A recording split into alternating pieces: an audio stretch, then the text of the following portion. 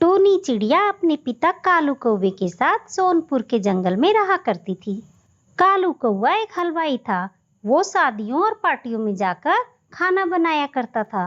पूरे सोनपुर में उसके जैसा खाना कोई भी नहीं बना पाता था। सारे जंगल के पक्षी कालू कौवे की बहुत इज्जत करते थे।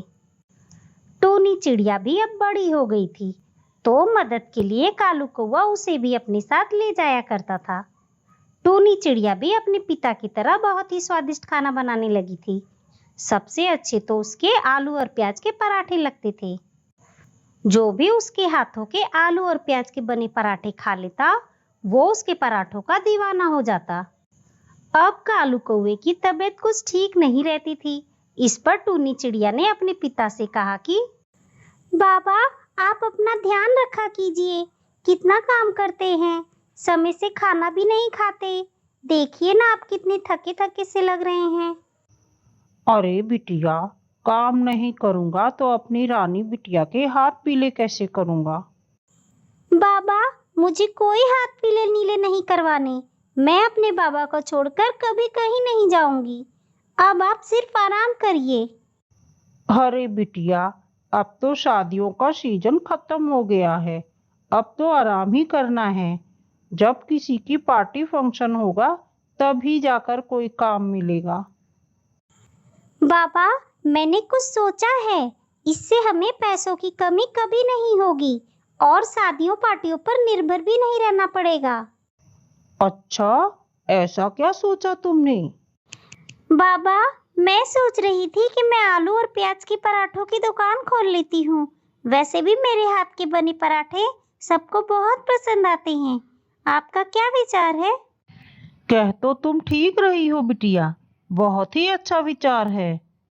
तो ठीक है बाबा, हम यहीं घर के पास अपनी दुकान शुरू करेंगे। इससे मैं आपकी देखभाल भी कर सकूंगी। टूनी चिड़िया ने अपने घर के बाहर आलू और प्याज के पराठों की दुकान खोल ली। जैसे ही टूनी चिड़िया पराठे सेकने लगती, उसकी खुशबू से जंगल के सारे पक्षी खींचे चले आते। अरे वाह बिटिया, तुम्हारे पराठों की खुशबू से तो पूरा जंगल महक उठा। मुझसे तो रहा नहीं जाता। जल्दी से मुझे एक पराठा दे दो। अरे वाह, कितनी अच्छी खुशबू है। एक पराठा कितने का है? सिर्फ 25 रुपए। जल्दी से हमें 2 प्लेट लगा दो, बहुत तेज भूख लगी है। देखते ही देखते टूनी चिड़िया का सारा पराठा बनाने का सामान खत्म हो गया। बाबा, पराठा बनाने का सामान खत्म हो गया। कल से और ज्यादा सामान तैयार करना पड़ेगा। हाँ बिटिया, मैं जाकर बाजार से सारा सामान खरीद लाता हूँ। तू थोड़ा आराम कर ले, थक गई होगी। ऐसे ही टूनी चिड़िया के पराठों का काम बहुत ही तेजी से चल पड़ा।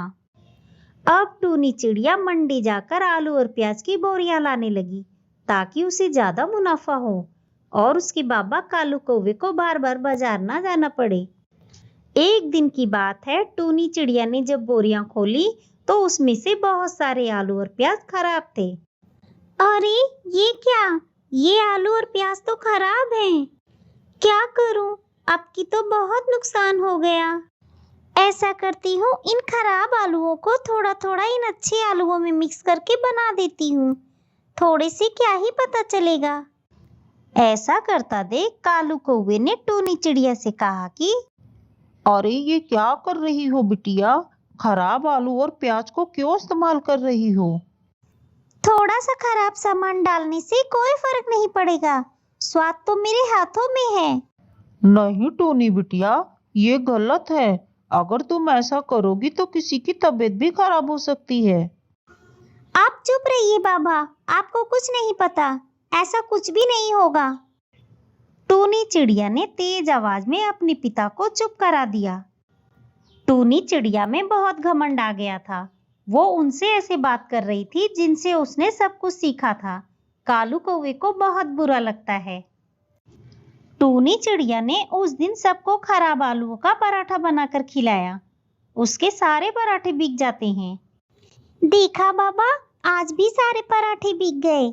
आप तो खामखा परेशान हो रहे थे। कालू कौवा मन ही मन कहता है, ये तुमने बिल्कुल भी ठीक नहीं किया बेटी। अगर किसी को कोई नुकसान हुआ तो सब कुछ खत्म हो जाएगा।